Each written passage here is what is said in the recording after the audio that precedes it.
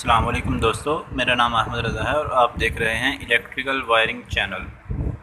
दोस्तों, आज की वीडियो में हम सीखेंगे दो लैंप्स को दो मुख्तलिफ स्विचेस के साथ किस तरह कंट्रोल किया जाता है।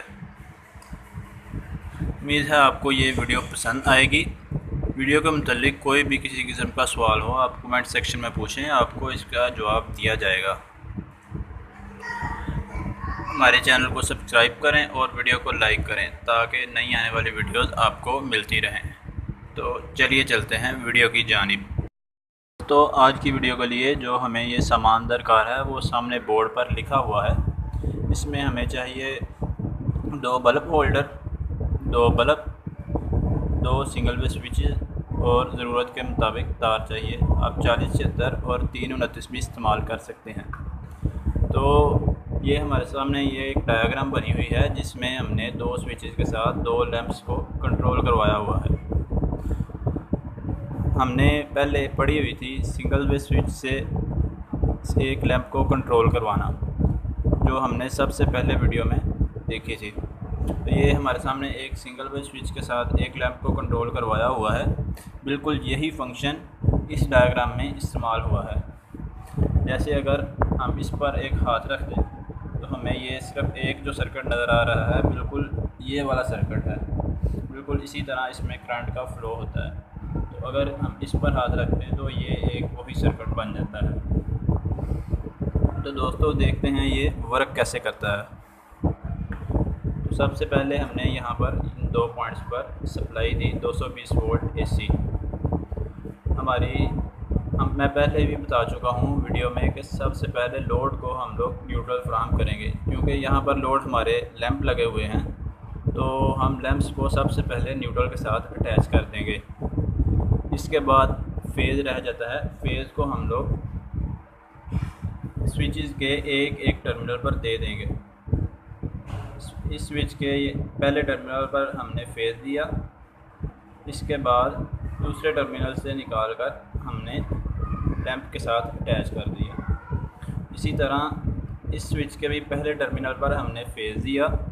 फेज़ हम यहाँ से भी ले सकते हैं और यहाँ से भी ले सकते हैं। यहाँ से लेने का मकसद सिर्फ ये है कि जो हमारी सप्लाई के लिए जो वायर यूज़ होगी वो हमारी कम यूज़ इस्तेमाल होगी। न्यूट्रल में भी बिल्कुल इसी तरह होता है। आप यहाँ से भी न्यूट्रल इस लैंप को दे सकते हैं और यहाँ से भी दे सकते हैं, क्योंकि यहाँ पर ऑलरेडी हमारी न्यूट्रल आई हुई है। तो इस तरह हमारी वायर कम इस्तेमाल होगी। यहाँ से हम न्यूट्रल लेंगे।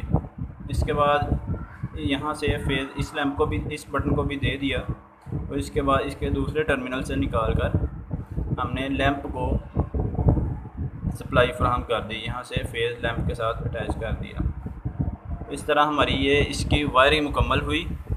तो देखते हैं ये वर्क कैसे करेगा। तो जैसे ही हम स्विच 1 को ऑन करते हैं तो यहाँ से फेज़ होता हुआ यहाँ तक आ रहा है। ऑलरेडी न्यूट्रल यहाँ से इस लैंप को मिली हुई है और दोनों लैंपों को न्यूट्रल डायरेक्ट मिली हुई है। जैसे ही इसको क्लोज़ करेंगे तो सप्लाई इसमें से स्विच में से गुज़र कर बल्ब को जाना शुरू हो जाएगी और इससे हमारा लैंप रोशन हो जाएगा। इसके बाद यहाँ से फेज़ डायरेक्ट यहाँ दूसरे स्विच के साथ लगा हुआ है। जैसे ही हम इस स्विच को भी क्लोज़ करेंगे तो ये हमारी सप्लाई दूसरे बल्ब की तरफ जाना शुरू हो जाएगी और इस तरह ये लैंप भी हमारा रोशन हो जाएगा। ये ख्याल रहे कि यहाँ से हमने फेज़ नहीं लेना, क्योंकि यहाँ से अगर हम लोग फेज़ लेंगे तो इससे हमारा ये स्विच जो है इस स्विच के साथ कंट्रोल हो जाएगा। तो इसलिए इस बात का ख्याल रखना है कि ये जो फेज़ है हमने यहाँ से डायरेक्ट जो आ रहा है यहाँ से लेना है। तो इस तरह हमारी ये वायरिंग मुकम्मल हुई। अब देखते हैं इसका प्रैक्टिकल किस तरह करना है और किस तरह ये काम करता है। तो दोस्तों, मैंने ये सर्किट के मुताबिक, ये सर्किट डायग्राम के मुताबिक बिल्कुल इसी तरह ये सर्किट बना लिया है।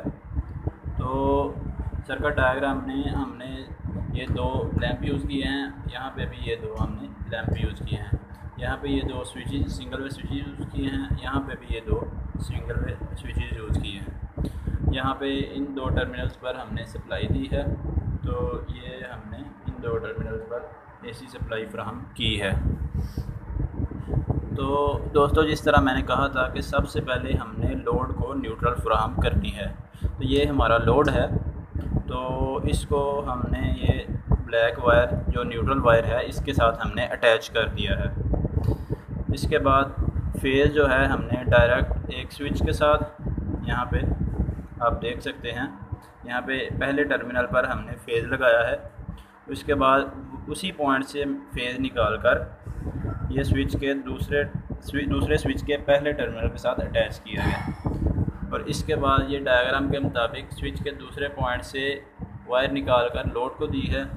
यहाँ पर भी स्विच के दूसरे टर्मिनल से वायर निकाल कर ये हमने लोड को फ्राहम की है, और इसमें भी बिल्कुल इसी तरह किया हुआ है। तो अब देखते हैं ये काम कैसे करता है। न्यूट्रल क्योंकि इनको डायरेक्ट मिल रही है, फेज़ यहाँ पर आ रहा है, ये देख सकते हैं, ये टेस्टर रोशन हो रहा है, यहाँ पर भी फेज़ डायरेक्ट आ रहा है।